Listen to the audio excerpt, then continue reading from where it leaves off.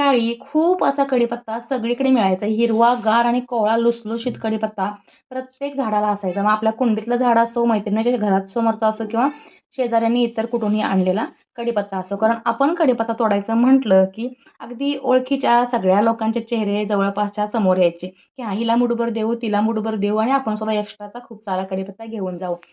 त्यावेळेला आपण कढीपत्ता घरी आणायचो, असाच ठेवून द्यायचा. वेळ मिळेल न मिळेल त्यावेळेला तो अगदी सुकेपर्यंत वाट बघायचा, बिचारा कोमेजून जायचा आणि पुन्हा मग आपण त्याला डब्यात भरून ठेवला तर ठेवला, नाहीतर असाच तो सुकला म्हणून वापरला, काळा पडला म्हणून टाकून दिला.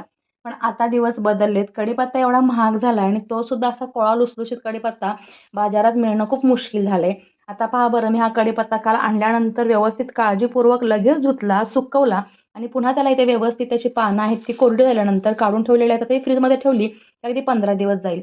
असा कढीपत्ता महाग झाल्याशिवाय किंवा कुठलीही गोष्ट महाग झाल्याशिवाय आपल्याला त्याची व्हॅल्यू लागत नाही, हे मात्र